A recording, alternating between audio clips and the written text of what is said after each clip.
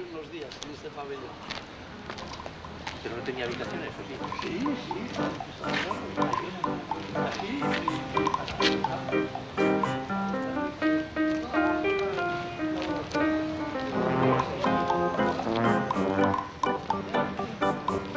La résidence des étudiants à Madrid.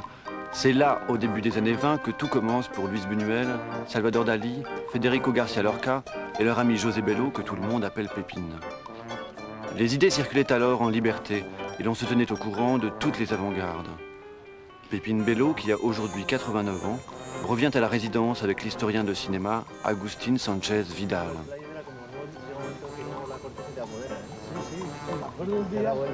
Pasaba yo por la habitación de Luis Buñuel, él tuvo varias habitaciones, pero vivía aquí, vivió una temporada aquí en este piso mío y pasaba yo una noche por su habitación y estaba la puerta abierta y estaba él hablando solo. Ahí de hablaba. Y decía, coño, por esta ventana un día van a andar.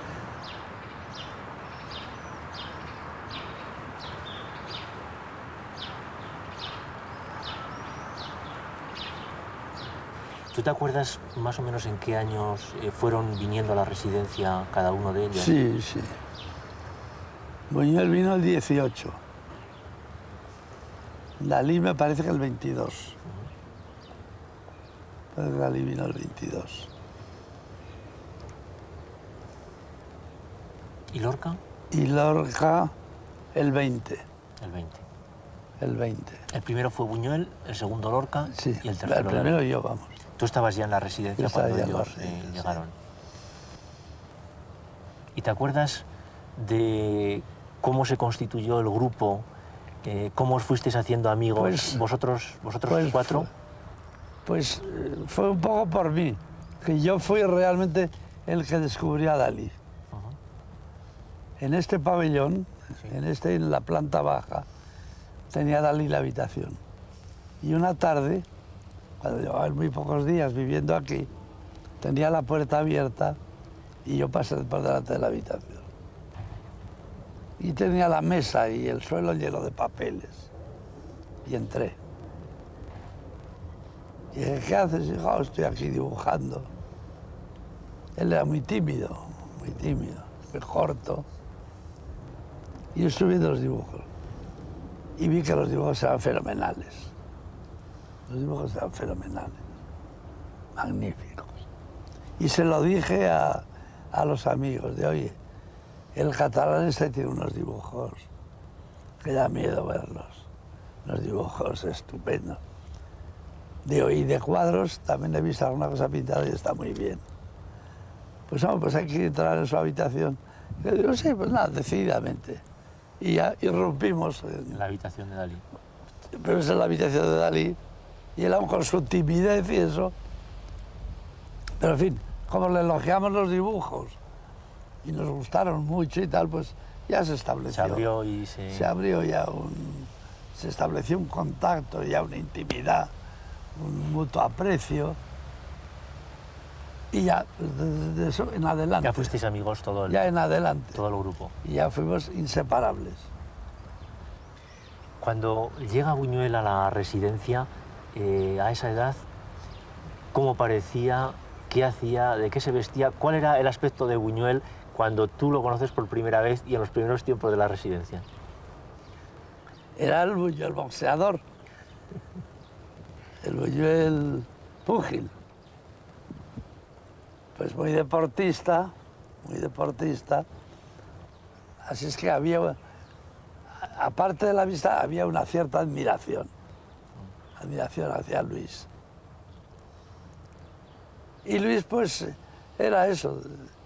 Después no estudiaba nada porque empezó estudiando ciencias naturales. ¿Y cómo vestía Buñuel? Bien, él iba bien, correctamente vestido, siempre con unos chalecos de seda o de perlé que le hacía su madre. El que está en el retrato de Dalí, el Buñuel del retrato de Dalí, está con el jersey de su madre. ¿Dalí era ya tan excéntrico en esta época como No, llegaría a no, serlo no, después? ¿O era completamente distinto? ¿Cómo Era era? distinto. Su principal característica era la timidez. La timidez. Él era un hombre tímidamente nato, un nato tímido, un tímido nato, vamos, nato. No se atrevía a nada, a nada. No tenía iniciativa para nada. No sabía leer la hora del reloj. No sabía. Sí, sí, sí. No sabía leer la hora del reloj. No conocía nada de nada, ¿no? No sabía tomar una entrada para un cine, para un teatro. No sabía comprarse una cosa en una tienda. Todo era para él un arco de iglesia, no se atrevía a nada, a nada. Tímido, corto, torpe, nada. Se atrevía a un almacén y comprar las cosas pocas que hacía, le tenía que acompañar yo, a comprar una chaqueta, a comprarse un jabón, que decía, una pastilla de jabón. No tenía ni... Siempre mientras estuvo en la residencia fue así. Siempre fue así, siempre. ¿Cómo es posible que dos personas tan sumamente diferentes como Salvador Dalí y Luis Buñuel se convirtieran en amigos e incluso hicieran cosas juntas, ¿no? Pues sí. Yo creo que allí interviene un tercer elemento, que es García Lorca, que es el que los une. García Lorca es el que, por un lado, está con Buñuel y por el otro lado está con Dalí. Y es el que los aproxima. El que los aproxima. Porque a Buñuel, yo creo que de todo el grupo, era el que menos le interesaba el arte. A Buñuel. ¿De qué hablabais? ¿Sobre qué os ocupabais y qué hacíais? Pues hombre, mucho literatura y arte. Literatura y arte es lo que hablábamos más. De literatura y arte es lo que más hablábamos. ¿Y De música? política nunca. Y cuando ves películas como, por ejemplo, Un perro andaluz, ¿qué cosas reconoces como pertenecientes al grupo de la residencia? Ahí es curioso, ahí lo reconozco todo, Todo, todo. por ejemplo. Todo. No hay ejemplo que valga. Es un hálito que vuela, es un clima que me habla, que estoy totalmente inmerso en él. Para ti, Un perro andaluz podría ser una película de la residencia. Podría ser una película de la residencia. ¿Y La Edad de Oro es lo mismo? No tanto. Más El perro andaluz. Cuando ves, por ejemplo, el ojo cortado de Un perro andaluz, ¿en qué te recuerda algo en concreto? No me recuerda al perro andaluz y el latigazo del perro andaluz. Ese es el verdadero latigazo. El latigazo que le da Sí. al público él, Es lo del para ojo. empezar, es esa imagen que es de las cosas más gordas que ha visto en el cine. Eso vamos.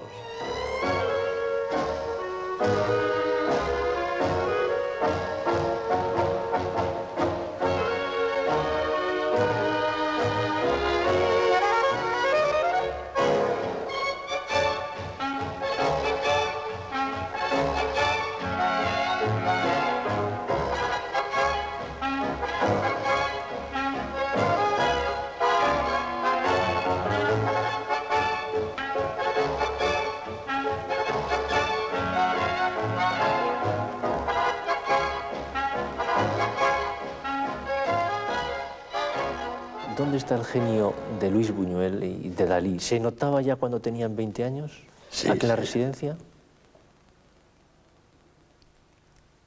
En los tres se lo noté eso. En los tres, quizá el que menos es Buñuel, ¿eh? ¿Qué menos? Quizá, para mí, quizá el que menos es Buñuel.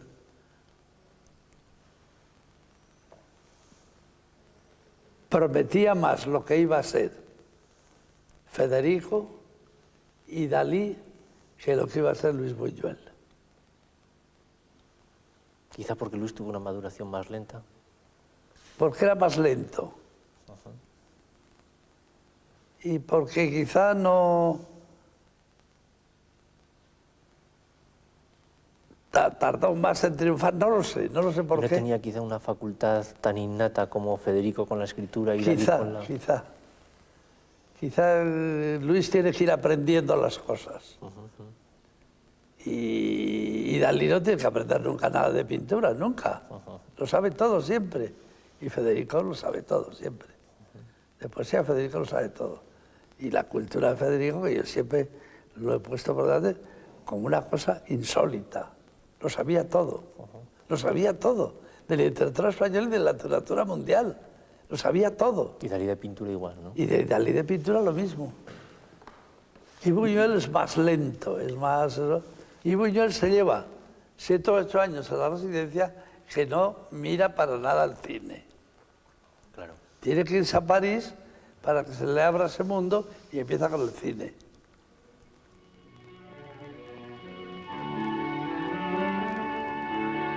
L'été 1929, à Cadaqués, Buñuel et Dalí se lancent dans l'écriture d'un nouveau film. Les surréalistes se sont passionnés pour un chien andalou et ont immédiatement adopté Buñuel et Dalí.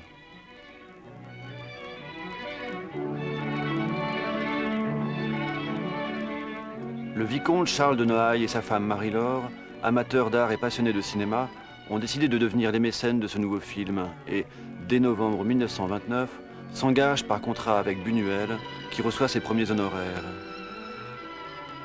Il est invité à terminer son scénario chez eux, dans leur villa de Saint-Bernard, près de Hyères.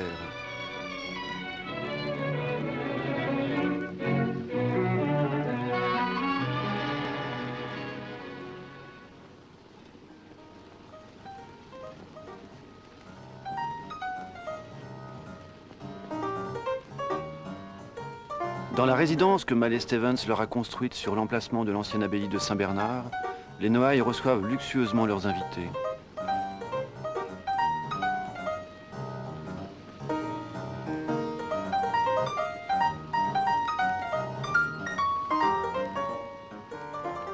La fine fleur de l'aristocratie française y côtoie des personnalités du monde des lettres et des arts. Jean Cocteau, Christian Bérard, Georges Auric, Francis Poulenc, René Crevel et André Gide. Tout ce beau monde se livre aux joies du sport, pratique la gymnastique et la natation et s'amuse à faire du cinéma. Charles, Marie-Laure et leurs amis ont participé en 1928 à un divertissement policier tourné sur place, Biceps et bijoux, et au film réalisé par Man Ray, Les mystères du château de D.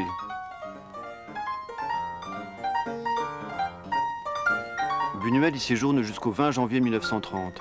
Il fait admirer ses talents de sportif et se lie avec les Noailles d'une amitié qui ne se démentira pas jusqu'à la fin de sa vie.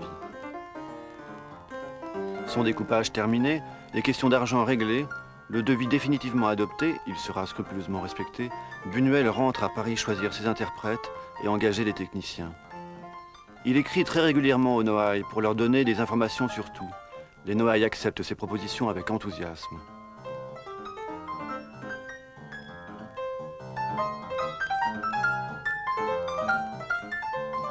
Pendant ce temps, Dalí continue à envoyer de longues lettres à Buñuel, lui explique ses nouvelles idées. Un visage qui s'efface pour laisser apparaître les lèvres d'un sexe de femme, la braguette entr'ouverte de l'homme, son visage en sang après l'amour, les ongles arrachés avec les dents pendant la scène d'amour.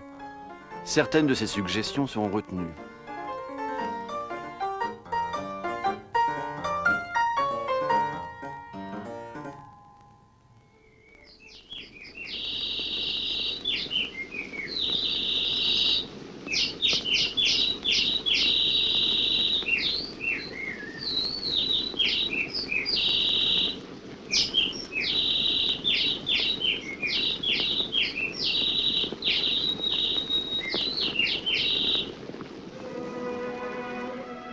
L'amitié de Buñuel et Dalí n'a pas résisté à l'arrivée de Gala, et leurs rapports vont devenir conflictuels.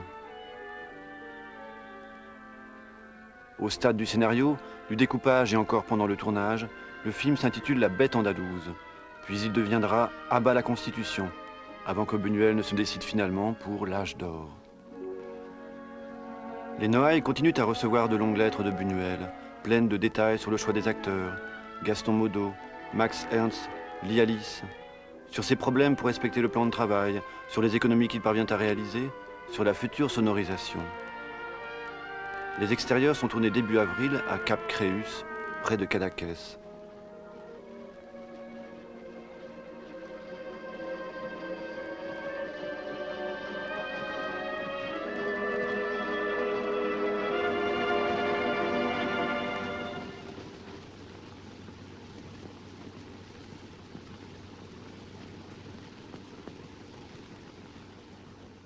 Pendant la préparation et le tournage, Buñuel a comme assistant Jacques Brunius et le futur cinéaste Claude Eyman. Comment se comportait Buñuel avec les acteurs? Avec une courtoisie totale, essayant non pas d'expliquer le pourquoi, ce qui nous aurait entraîné très loin, mais expliquant avec naturel ce qu'il y avait à faire comme les choses les plus naturelles. Car qu'est-ce que veut dire le film? Le film L'Âge d'or est une apologie totale de la liberté des gestes, la liberté des pensées, la liberté des mœurs. Il n'allait pas faire un discours didactique auprès des comédiens, qui, sauf Gaston Baudeau, qui avait tout un passé, disons, d'avant-garde, lui comprenait. Mais quand il demandait à un figurant ou à l'IAïste de faire quelque chose, lorsqu'il demandait au chef d'orchestre de diriger Wagner, tout était très simple. Il expliquait ce qu'il y avait à faire comme geste, sans donner aucune motivation. Tous les personnages du film, sauf Gaston Baudeau et disons Lialis, si vous voulez, ne sont joués que par des figurants. Mais en dehors de ses amis personnels, dont, je vous dis, un certain nombre sont connus comme peintres, sculpteurs ou autres, plus quelques jeunes femmes écrivains ou compagnes déjà de surréalistes, le reste était joué par n'importe qui, car, pour répondre à votre question, n'importe qui pouvait jouer dans un film de Buñuel, compte tenu de la façon dont il les dirigeait. Et Buñuel dit dans ses souvenirs qu'il est resté mécontent de certains acteurs, par exemple. Il y en a avec qui ça n'allait pas du tout. Mais c'est parce que ces acteurs, croyant bien faire, voulaient jouer une situation qui ne demandait pas à l'être. L'idéal pour lui était d'avoir des non-acteurs faisant exactement ce qu'ils voulaient, levant le bras, baissant le bras, embrassant un monsieur barbu, pourquoi pas? Veuillez séparer les choses et oublier l'histoire. Le seul maître de l'histoire, c'est l'auteur, Buñuel et Dali pour vous faire plaisir, et vous, le spectateur. Entre les deux, il n'y a rien que ce que décide le créateur. Donc chaque fois que quelqu'un ajoute quelque chose, il risque de ne pas être exactement d'autres. Il a pu être très heureux, par exemple, de n'importe qui tirant sur le petit garçon, parce qu'il l'a fait naturellement. Comme il a été très heureux d'une figurante charmante qui descendait de voiture avec un ostensoir qu'elle déposait dans la boue, qu'elle a fait avec un naturel saisissant. L'idéal pour Buñuel. Si elle avait pensé à ce qu'elle faisait, elle aurait ajouté quelque chose. Buñuel préparait beaucoup chaque scène, il y avait plusieurs prises? Il y avait plusieurs prises, mais presque toujours sur un coup d'œil du cadreur qui demandait à le refaire. Parce que il était très vite satisfait, toujours tenu par ce que je vous dis, dans la mesure où les choses étaient aplaties et sans profondeur, sans relief non voulu par lui.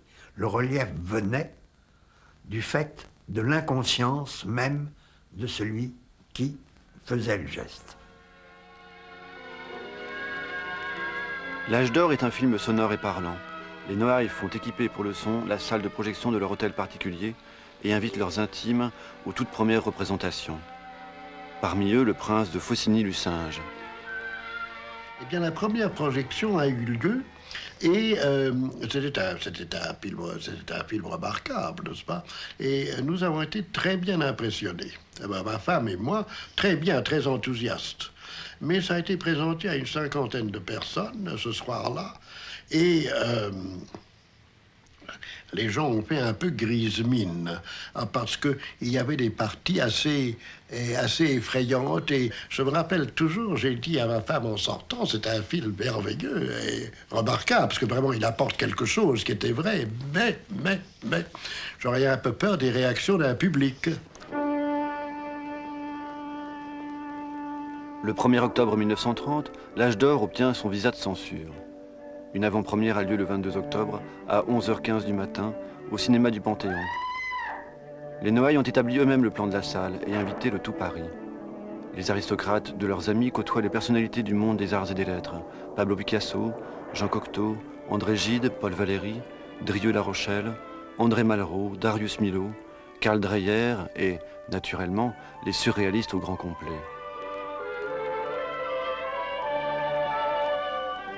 Sous la direction d'André Breton et de Paul Éluard, le groupe surréaliste rédige un programme manifeste et revendique complètement l'Âge d'Or. La sortie au Studio 28 aura lieu le 28 novembre. André Thirion, un des plus jeunes membres du groupe surréaliste, participe activement à la rédaction de ce programme. Le plan de la brochure a été fait par Breton, qui a donné d'abord les têtes de chapitre, peut-être un petit peu avec la collaboration d'Éluard, et ensuite qui a distribué les tâches d'écriture à un certain nombre de ses amis. Aspect social et élément subversif était ce qui m'a été donné, et Aragon n'était pas tellement... Hein? Pourquoi vous? Parce que j'étais le spécialiste de la question, et vraiment à l'époque, surtout. Ça ne faisait, pour Breton et pour d'autres, ça ne faisait aucun doute. C'était moi qui devais écrire ce texte. Même pour Aragon, bien qu'Aragon eût aimé l'écrire. Il a été un petit peu ennuyé quand la répartition était faite et que ce texte lui eût été attribué. Breton, en tout cas, voulait que ce programme, nous voulions tous, fût un manifeste. Tout le monde était conscient de l'importance du film. Absolument.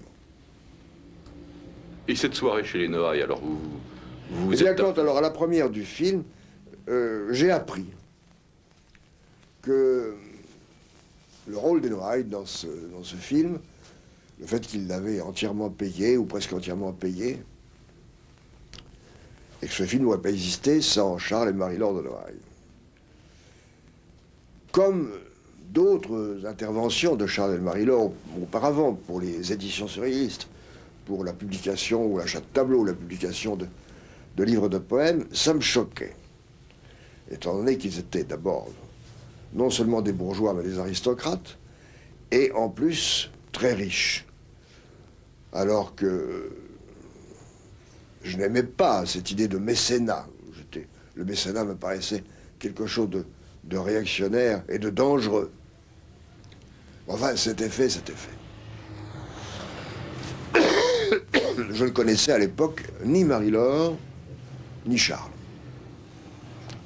Et quand la première de l'Âge d'Or a eu lieu, il y a eu une réception chez les Noailles à laquelle Aragon m'a traîné. Je n'avais pas tellement envie d'y aller.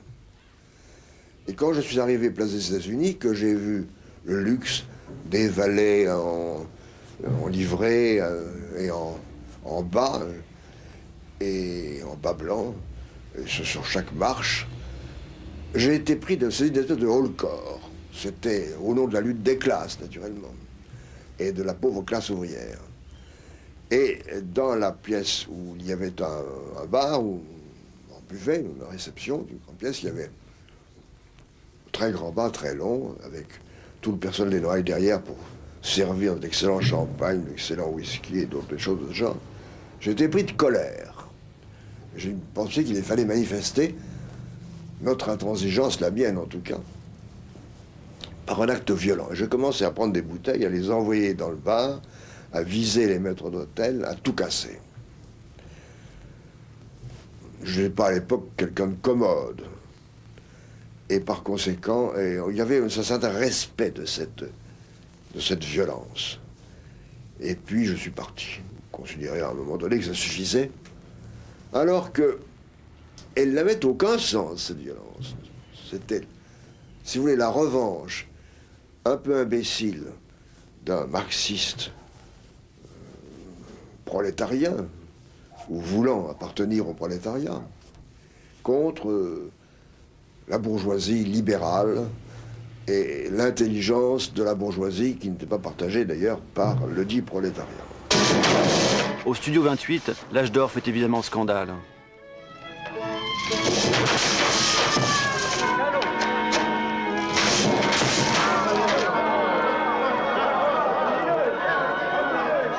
Le 3 décembre, la Ligue des Patriotes et une mystérieuse ligue anti-juive interrompent la séance, maculent l'écran, arrachent les photos, cassent les vitrines et lacèrent les tableaux de Max Ernst, Miro, Tanguy, Dali et Man Ray, exposés dans la salle. Dormeuse, cheval lion invisible de Dali est irrémédiablement détruit.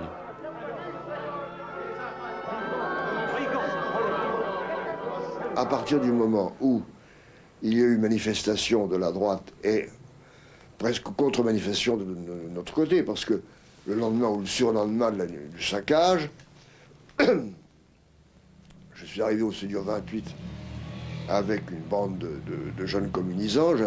À l'époque, je faisais des cours de marxisme, j'avais fondé des cours de marxisme à la maison des syndicats rue du Château. J'avais donc 7 ou 8 élèves très dévoués qui étaient des ouvriers ou de jeunes employés. Je les ai fait armer de matraques, et avec 2 ou 3 ouvriers syndicalistes aussi de la rue du Château, nous sommes arrivés au Studio 28. Et nous avons commencé par faire un barrage, un filtrage à l'entrée. Tous les hommes jeunes que l'on voyait nous étaient fouillés, s'assurer qu'ils n'avaient pas d'armes, et l'allure patibulaire du service d'ordre que j'avais mis en place décourageait évidemment toute manifestation éventuelle. Je crois que nous avons même sorti quelqu'un, manu militari, et avec plutôt fracas et perte qu'autre chose.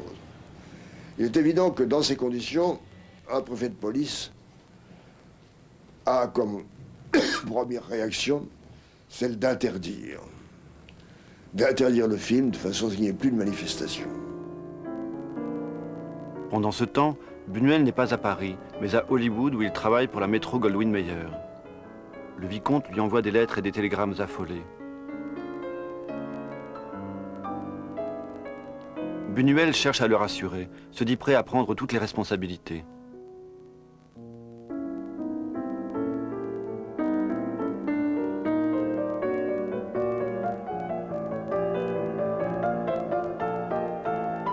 Le vicomte est désireux avant tout que cesse le scandale autour de son nom, qu'on ne le nomme plus.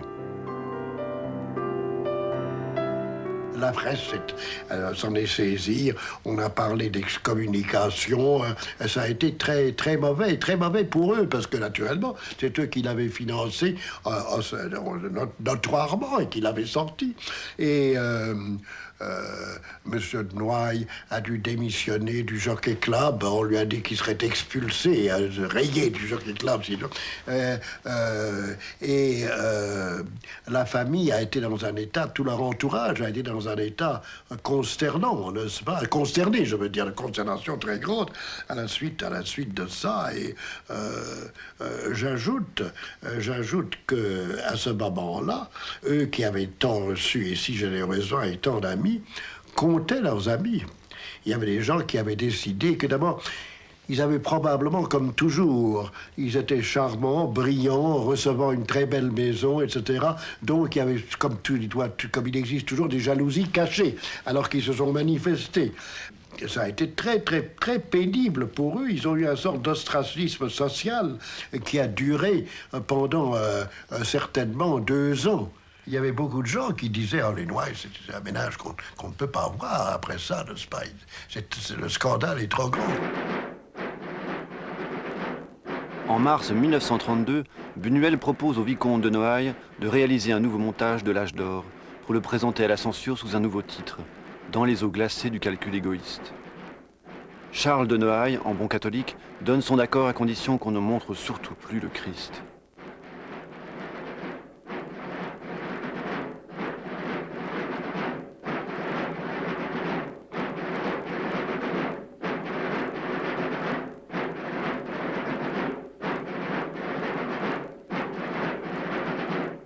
L'âge d'or restera interdit jusqu'en 1981. 10 ans après, il est légué à l'État français par les héritiers des Noailles. Quant au tableau détruit de Dali, il est restauré et vendu sous un nouveau titre au Centre Georges Pompidou par le fils de l'ancien directeur du Studio 28.